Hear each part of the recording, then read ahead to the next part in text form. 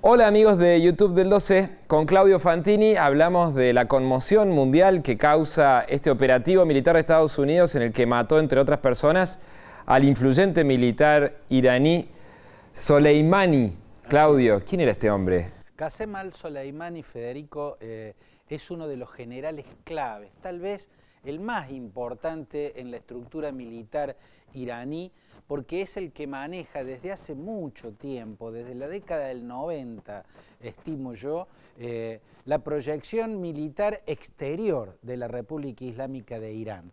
Él comanda la llamada Fuerza Quds. La Fuerza Quds es el brazo externo de la Guardia Revolucionaria. Los guardianes de la revolución son el poder militar o la fuerza militar más importante, más que el ejército, más que la armada y más que la aeronáutica en Irán, y responde, a diferencia de las otras fuerzas, directamente al ayatolá, Ali Jamenei, o sea, a la máxima autoridad del país.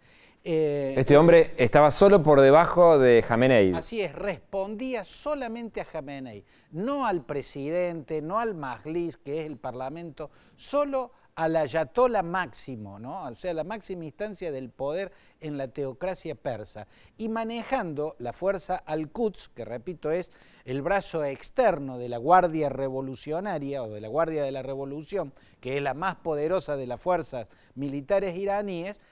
Fue, por ejemplo, uno de los armadores de la proyección internacional del Hezbollah, del Líbano, ¿no? Armó Hezbollah para que vaya más allá de las fronteras libanesas, para que pueda actuar más allá de las fronteras libanesas. Y en la última década fue el que armó la presencia de los Pasdarán, o sea, de los soldados de los guardianes de la revolución iraní, en el escenario sirio y en el iraquí, y que también organizó la presencia de Hezbollah, o sea, organizó las filiales del Hezbollah en Irak, ¿no? Una de esas filiales, el Kataeb Hezbollah, que quiere decir las brigadas del Partido de Dios, es una de las fuerzas más fuertes, las milicias chiitas más fuertes en Irak. Estaba conducida por el general Abu Mehdi al-Muhandis, que también murió en este ataque en el que murió Qasem Soleimani. Y esas milicias chiitas en Irak que lideraban esta gente, ¿tienen el control real de alguna porción del territorio iraquí?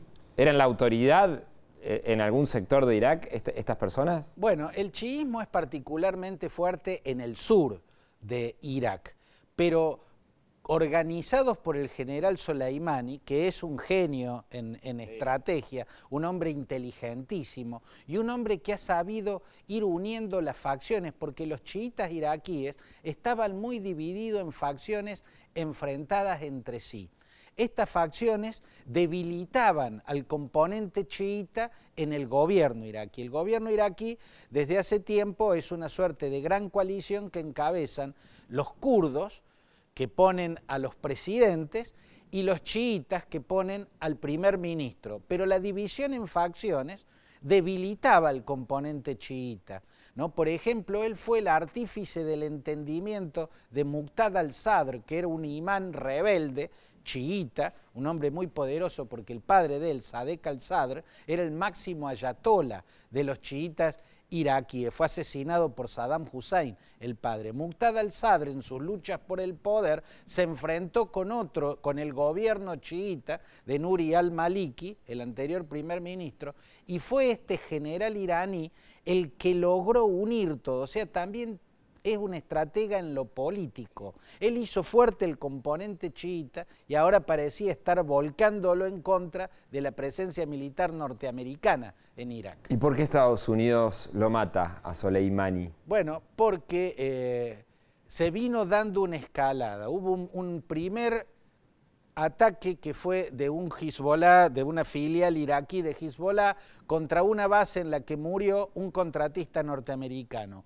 La respuesta norteamericana fueron varios bombardeos a varias bases del Hezbollah iraquí, que dejó por lo menos 25 muertos. La respuesta a esa respuesta fue el ataque en estos días a la embajada norteamericana en Bagdad. Y eso ya pasó una línea roja, ¿no? Unas turbas lograron entrar a la embajada norteamericana, los iraquíes lograron evacuar a los diplomáticos y al embajador, pero hizo sobrevolar el fantasma, por ejemplo, del ataque en el 2012 al consulado norteamericano en Benghazi, esa ciudad que está al este en Libia, donde murió Christopher Stevens, que era el embajador estrella de Estados Unidos en el norte de África, ¿no? Que pudiera ocurrir algo similar. Además, flotó otro fantasma a partir de este ataque a la embajada norteamericana en Irak. El de Teherán en 1979. La toma de la embajada de Estados Unidos, ni bien se inició la revolución islámica en Irán. Eso fue, Federico, lo que inició la enemistad profunda y que dura hasta hoy entre Estados Unidos y la República Islámica. Cuando el ayatollah Jomeini, recién triunfada la revolución, lanzó turbas de fanáticos que ocuparon la embajada y mantuvieron de rehenes a los funcionarios diplomáticos norteamericanos casi por un año. Por eso, en este caso, Donald Trump no podía dejar pasar este hecho. Donald Trump venía esquivando tener una confrontación directa con Irán.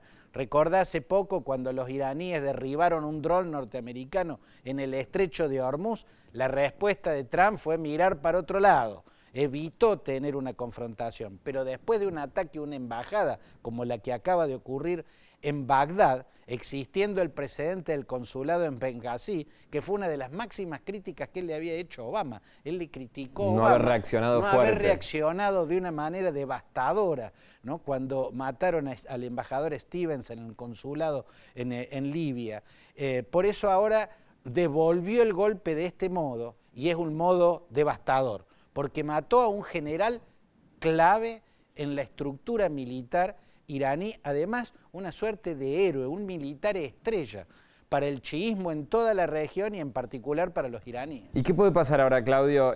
¿Vamos hacia una especie de confrontación abierta entre Estados Unidos e Irán o incluso más abierta, más frontal que esta que estamos viendo? Estamos presenciando una escalada, ¿no? Un primer ataque donde hay un muerto norteamericano, una devolución norteamericana con un ataque que deja 25 muertos del lado pro-iraní, la respuesta del lado pro-iraní, que fue el ataque a la embajada, y la respuesta norteamericana, que es haber matado al general Qasem Soleimani y al jefe del Kataeb Hezbollah, que es la principal de las fuerzas, de la llamada Fuerza de Movilización Popular, que es la conjunción de milicias chiitas iraquíes que armó precisamente este general iraní.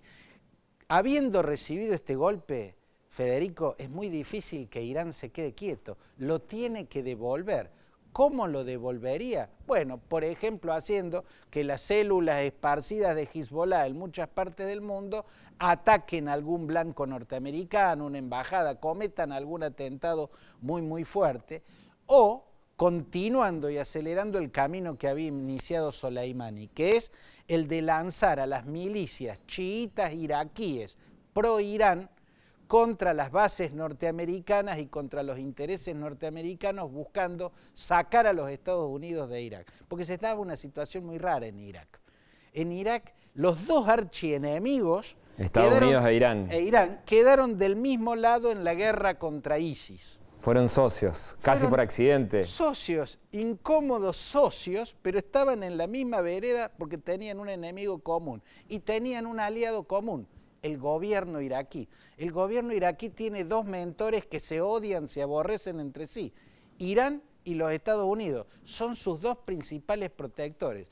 Estamos viendo el comienzo de la ruptura de esa incómoda sociedad. ¿En qué puede terminar?